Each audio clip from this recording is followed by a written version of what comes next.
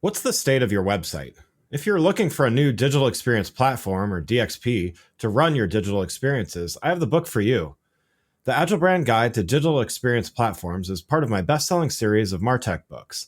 In this book, I explore and demystify DXPs and look at the roles a digital experience platform should play, the different types on the market, as well as how to initially evaluate platforms, then how to best implement a DXP once you've selected it. The book also features a foreword from Rupali Jain, Chief Product Officer at leading DXP provider Optimizely, as well as several other thought leaders in the industry. Learn more and get a copy in print or digital now by going to the Agile Brand Guide website at www.agilebrandguide.com. Hi, this is Greg Kihlstrom. Welcome to the Agile World podcast, where we discuss customer experience, employee experience, and transformation in an agile age. The Agile World podcast is brought to you by TEKsystems, an industry leader in full-stack technology services, talent services, and real-world application. For more information, go to teksystems.com. To read more about the topics discussed on this show, you can go to my website at theagile.world and read my latest articles or get a copy of my latest book, The Center of Experience, a blueprint for creating an experience-led organization, now available on Amazon and other retailers. My name is Greg Kihlstrom, and I'm the host of the Agile World podcast. Today we're going to talk about how to focus on customer experience and what that means within an organization. While it's often said that everyone in a company has a role in customer experience, my guest today would say that while that's true, if you don't have people whose role it is to focus on CX specifically, your organization can't truly be successful at it. To help me discuss this topic, I'd like to welcome Augie Ray, VP of Customer Experience at Gartner. First, why don't you tell me a little bit about your background and what you do at Gartner? Sure. It's wonderful to be on with you today. Thanks. So I've been at Gartner for about 4 years. We are a research and advisory firm, and I focus on helping clients to understand what CX is and how to do it right. Prior to that, I was at American Express, where I was the director of customer experience action, and I've been lucky enough to work at a couple of firms that have differentiated themselves based on customer experience, such as USAA. So I bring a lot of background in voice of customer and CX strategy and in CX execution to this role, where we publish research and help our clients to hopefully do a better job with their CX programs. So let's start by revisiting what I mentioned in the opener about customer experience. I'd love to hear your definition of what is great customer experience. So the thing that I think is important to understand, we like to talk to our clients about that there are sort of two sides to the customer experience coin. So let's start with some practical definitions. Anything that the customer experiences will have an influence on their opinions and attitudes, and of course, ultimately their behaviors toward the brand. And so we can say that virtually every touch point, every interaction, whether it's with an employee or a vendor, your product or your service, all of that contributes to what the customer experience is. And so CX is really what the customer owns. What's important, though, is we want to frame what we talk about with our clients around customer experience management. That's our side of the coin. And what's important about that is that we want to be focused not on just every experience or any circumstance, because if you define CX as everything the company does, then effectively it becomes nothing, right? And so what we do is we have a definition at Gartner for customer experience management, and that is to know and understand and react to customer interactions in order to meet and exceed expectations. And in so doing, and this is sort of the important part of the definition, improve customer satisfaction, loyalty, and advocacy. That's what makes this so customer focused. Lots of the organization is oriented to what do we do to get people to know us better? What do we get people to do to buy more? How do we get more conversions? How do we lower costs? You need all that, right? I'm certainly not critical of all the things that businesses need to do. But what makes CX different, what gives it the guardrails, is its focus on satisfaction, loyalty, and advocacy. So when we say what's great customer experience, it is a program that helps the organization become more customer centric and that understands, as we're undoubtedly going to talk about here momentarily, and understands that a more satisfied customer delivers more loyalty and more advocacy. They buy more, they buy more frequently, they have greater organic growth, they have a lower cost to serve, and they tell others. They lift your word of mouth, your reputation, give you more referral value.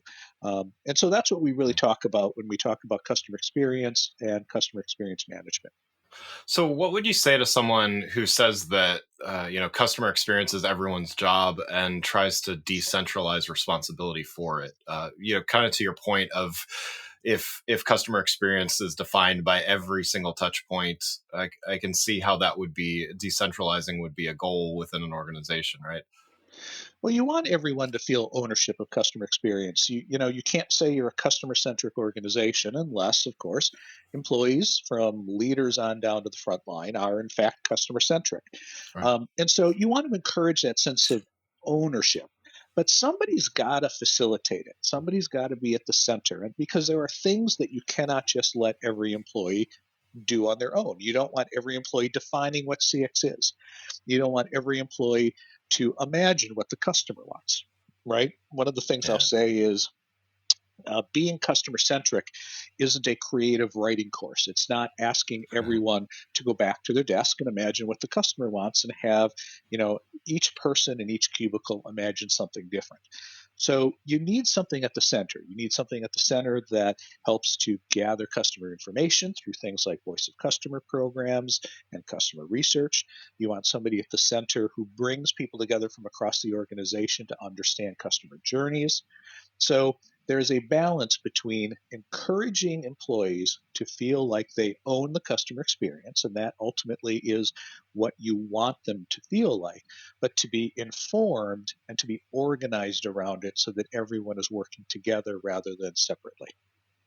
Yeah. So, with that balance, then, how do you work with organizations so that everyone does understand that importance, even if their roles may be different in regards to CX? So there is a number of things in that question. I mean, we oftentimes when somebody says, "What do we need to do?" you imagine beginning to talk about the execution aspects of this, right? How do I get in front of employees and what's the Right. right thing to tell them, et cetera. But I like to move it back a bit, and this is going to go back to what we just hinted about moments ago, which is one of the challenges that CX leaders have today and that CX has in the organization is that it can feel like it is a sense of altruism. You'll hear people say things that Mm. drive me a little crazy, like CX is a mindset. I'm like, no, it's not a mindset. It's a discipline, right? This is a discipline. There are best practices. There are things you want to get right. Now, you don't want to be, here's the challenge. There's an interesting challenge here, which is everyone already agrees the customer experience is important. Like if a leader gets up and says, we are going to be more customer centric and we are going to focus on customer experience, nobody will ever stand up and say that's a terrible idea, right? I Right. mean, we all Right. want that. We get it. The problem happens though, is that when you want to start taking employee time for training, when you want investments to invest in these, cross-functional journeys or the VOC programs, or late in the program when you want to start challenging the status quo because you know what customers want and you've done a good job of evaluating what we need to change, and people start saying, I don't want to make that change, right? Yeah. How do you know what you should invest in this? How do you know what CX is worth? And so, one of the first things that we will talk to our clients about, and this is actually part of our 2019 study as well, is have you demonstrated that customer satisfaction matters to the bottom line? In other words, if you're going to walk around the company and say, we need to improve customer satisfaction or we want to lift our NPS score, have Yeah. you demonstrated that that matters, right? And so, what we'll talk to our clients about is bringing data together. Take the customer level data about their satisfaction, whether it's CSAT or NPS or customer effort score or likelihood to purchase, whatever these customer sourced sorts of measures are, and bring it together with actual transactional data. And can you demonstrate that people who are more satisfied stay longer, buy more, buy with greater frequency, have a higher average order value? Do they have a lower cost to retain or resell? Do they avail themselves of your referral program? Are they more engaged? There are all these different ways that we can begin to turn that customer centric measure into a meaningful business measure. And so if you want to walk into somebody's desk or you want to talk to frontline employees and tell them that you want to lift NPS and you want to get attention for that, then you better be able to tell them why it matters to the business. Because if you leave it at that level of, gee, we're going to be more committed than anyone else in our category to the customer, then you will eventually inevitably run into barriers. And so when we talk Yeah. about how do you ensure that everyone understands it, it starts with using data to show that it matters, right? And once you show it matters, then the whole world opens up, right? Then you get resources, then you start looking at those personas and cross-functional journeys, then you start beginning to engage your frontline employees and change their behaviors. Even, some companies will put recognition and even compensation programs in place. And, that opens up a whole nother topic that we could take in a whole nother podcast on. But, you Right. get the idea. Once you start putting money behind this, you better be able to demonstrate why it matters. And many CX programs today are doing that in a way they didn't 2 years ago, but it's still not as common as we'd like to see. Yeah, that makes sense. And I would imagine also once you tie that to the bottom line, you're also going to get more executives and stakeholders investing in it more as well. So it has a repeating effect, right? Well, that's one of the important aspects of this. So often leaders will take a little bit of a biased attitude about CX. And that biased attitude can be that we in this room, in the executive suite, are all customer centric. Otherwise, we wouldn't be here, right? We wouldn't be Right. sitting in this room. What we really need is for those I don't want to say dumb because that's too demeaning, but what we really want is for our frontline employees who just don't understand this stuff. And so what happens is there can be a sense that it's about training. We need to train our employees so that they have a greater sense of this. Sometimes, as we just said, maybe compensation programs, but what you don't often hear or often enough is that the decisions made by senior leaders, the policies they set, the investment decisions they make, the hiring decisions that get made, everything down to org structure, has a much greater impact on customer experience than an entire call center of disaffected call center reps could have. And so we'll often talk about how important it is to engage leaders. What does customer centric decision making mean at the top, not just on the front lines with people who are on the phone with customers?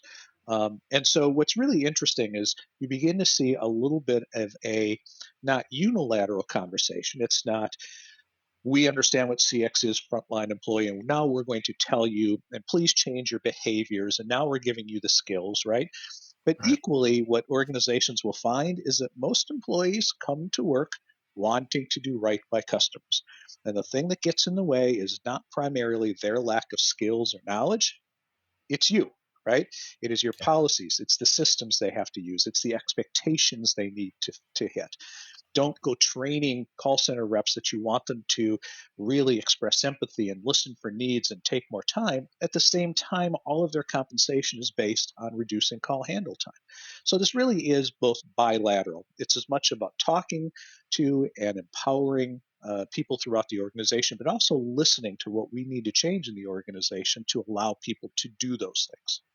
And technology certainly, you touched on that as far as measurement goes, and it certainly plays a role in addition to the human component. But let's dive in and talk a little more about technology's role. Where are the areas where companies are relying too much on technology versus human touch to solve their CX gaps, and how does an organization know when technology is a good fit or when it isn't? So I think that's obviously a very complicated question. And to my mind, as we talk to clients, it has less to do with where they might be over investing or those sorts of things. I mean, technology helps. In fact, I mentioned the 2019 study that we did, and we found that organizations, organizations that exceeded customer perceptions, all right, those organizations were far more likely to be aggressive in their tech adoption than those who fell short of customer perceptions. In fact, the difference was tenfold. So there Wow. is evidence that if you want to exceed customer expectations and get good at this, that really being aggressive about how you adopt technology, you get more comfortable with some risk, is in fact important. Now, the the thing you're really probing, which I find really interesting and really smart, is that so often when particularly marketers, but everyone as well in an organization thinks about technology and CX, it invariably goes to the very the execution of it, right? We need chatbots. We need what's hot now? Oh, voice is really hot now. I can't tell you how many conversations I have had with clients that heard that voice was hot, launched an Alexa skill, and have zero people using them, right? And it's Yeah. because you developed a solution in search of a problem. If you started with the customer, if you were customer centric and you heard their problems and their unmet needs, and then you said, does voice or chatbots or AI or VR solve those problems, then you would develop, of course, a solution that solves a problem instead of one in search of one. So Yeah. we'll talk a little bit about being customer first in your digital innovation and transformation. We'll talk about being customer first in listening. And so one of the areas that we'll talk a lot about technology has less to do with personalization or cutting edge technology like voice. It'll be more about how are you using technology to understand how you're doing for customers, right? Some of the technologies I'm primarily focused on these days are things like text analytics and sentiment analytics and digital analytics that find moments of struggle as opposed to just digital analytics that tell you how many clicks somebody made or what the most common paths are. Right. And so there's a lot of really interesting technology to really empower that listening that you do before you get ahead of yourself and start, shotgunning technology in any direction that sounds exciting. Yeah. So I mean, you would say then it's really the technology investment should likely start with listening and analytics and stuff like that, and then that should eventually define the problem, right? Exactly right. And it's funny to me because that sounds so obvious when you say it, doesn't it? Like, Right. Right. why would we want to move forward without really good, as close to perfect information as we can get? But you go in and talk to your boss and say, hey, I want a six-figure budget to deploy a voice of customer survey program, and it can sound like that's not as actionable. It doesn't gain as much traction. It's not going to make as much difference as if I spend the same amount of money on a personalization engine. So I do think that we have to really reframe it. And once again, not to be a broken record, but it goes back to have you demonstrated that customer perception and satisfaction matter to the bottom line. If you have, then all this stuff becomes a much more worthwhile investment.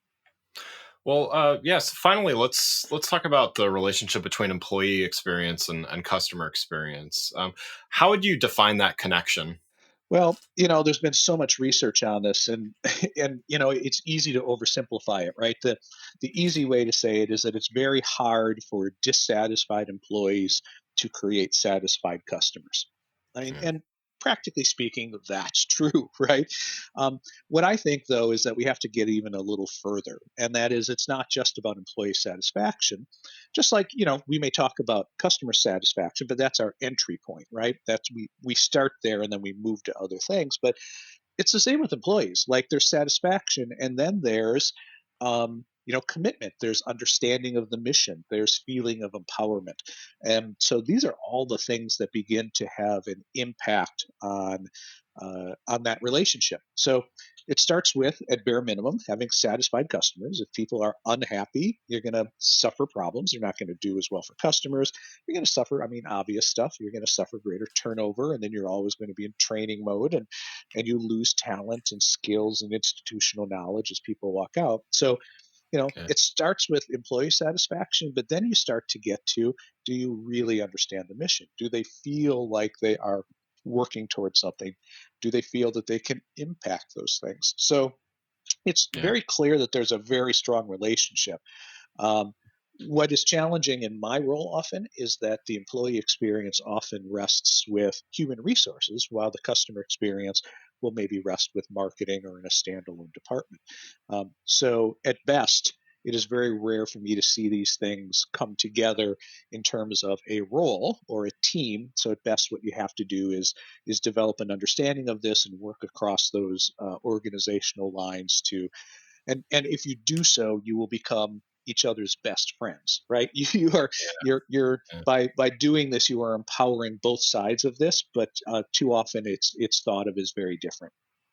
Yeah, I mean that's interesting that you mentioned that gap between EX and CX when as it sounds like we both agree that they are very much tied to one another. Are you seeing it sounds like a lot of organizations are not really tying those things together so closely and they're a bit siloed, but are you seeing organizations trending towards thinking about more holistically? I refer to that as brand experiences is customer experience plus employee experience, because it really is, every touch point and everything that people experience within a brand. Do you see that as a trend? I realize there's a lot of organizational silos to hurdle over, but where do you see that going?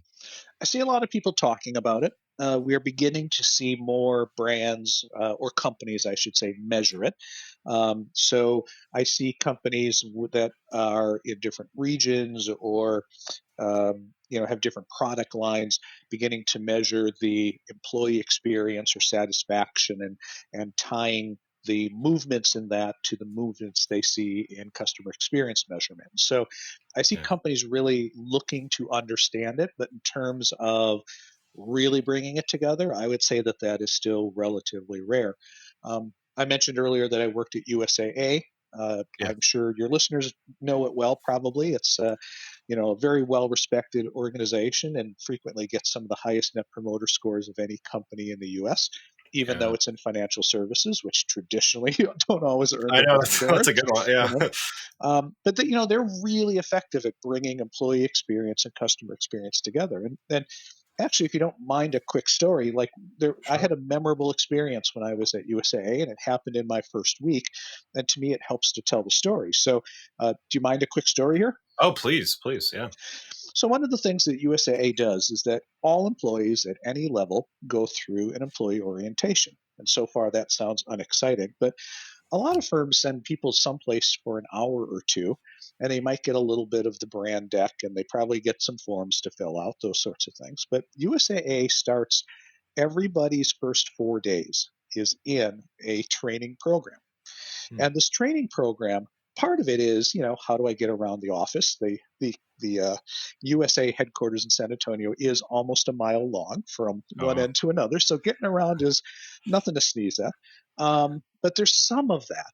But what's really interesting is that what USA wants you to do, because of course they serve the military community, is to understand who you serve and why they deserve it. And yeah. I tell people this, and this is the God's honest truth. There wasn't a day in the training where I didn't have tears in my eye at some point. I mean, it was really Wow. emotional. And they would do things like, some things that seemed maybe a little silly and were, in fact, a little fun. Like um, we all ate the MREs, meal ready to eat one day. Oh, Not gotcha. very tasty, right? But we did this one exercise that really resonated with me, which is, and it's a persona exercise, which is why I love it so much, is we come back from lunch one day. It's, I think, day three. We're all loose. We've gotten to know each other. We're having a good time. Everyone's chattering. And the door flies open. And, somebody who was really in the military, not just somebody who's playing it, Yeah. walks in and screams attention, right? Now, about a third of the room is former military, probably. And they, Yeah. they shoot up, and the rest of us follow about 2 seconds later, right? Because we know what to do. And Yeah. we get an envelope, and we are the person in this envelope. And in 1 week, we are going to be deployed. We're going to be deployed to a dangerous part of the world. Hmm. We may not return.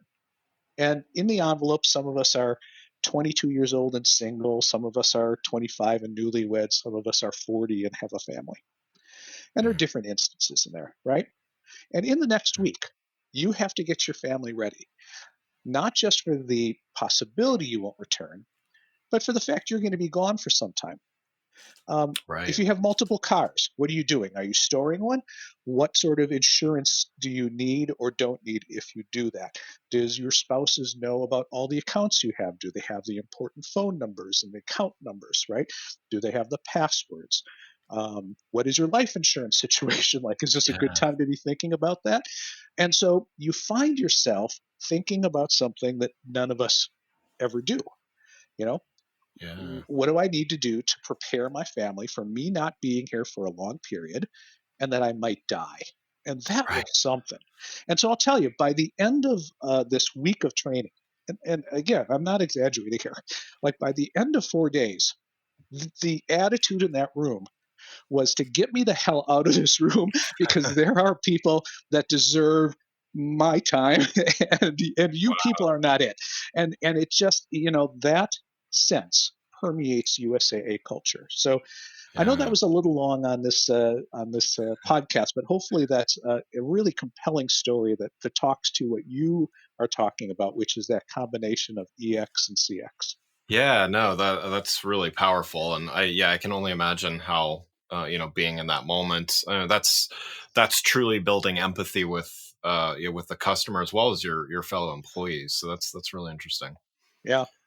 Cool. The one last 60-second story on that, if you don't Sure, mind, sure. because Yeah. and I'll warn you, I have a hard time talking about this without breaking up a little bit. I still tear up. It's been 8 years. I still tear up. Yeah. Um, it was a call recording of a commanding officer, I think a captain or something, in a war zone, and she was calling because she had been at risk of losing her home. And it wasn't that USAA held the mortgage, another company had, but she didn't know where to turn. And so she turns to USAA, and the person she gets like moves mountains to help her. They, Wow. get her into a refinance. Her home is going to be saved. It's a big deal. And she calls Yeah. back then, and the recording is her crying. She's she's lost people in her command. I Oh, warned you this is going to be tough. yeah. You have to have heard this. She's lost people in her command, people she loves. She has lost so much back home. She couldn't stand to Wow. lose her house. And Yeah. when you Wow. work at a financial services firm and you think, I'm in the mortgage business. Um, Right. that's one thing. When you walk out of that room and you think, I'm in the business of making the lives better of people who serve this nation, changes everything. Wow. Wow. Yeah. No, that is really powerful. It really, yeah, it gives you a sense of the stakes there, and yeah, that's really powerful. All right, now I'll get control of myself. We'll go back to talking about fun CX things. Yeah, I'll shift gears here a little bit here. So one last question before we do wrap up. Talking about CX as a practice, all the attention that it's getting from everything from marketers calling it the new marketing to others in the industry hyping it. Where do you think we go from here?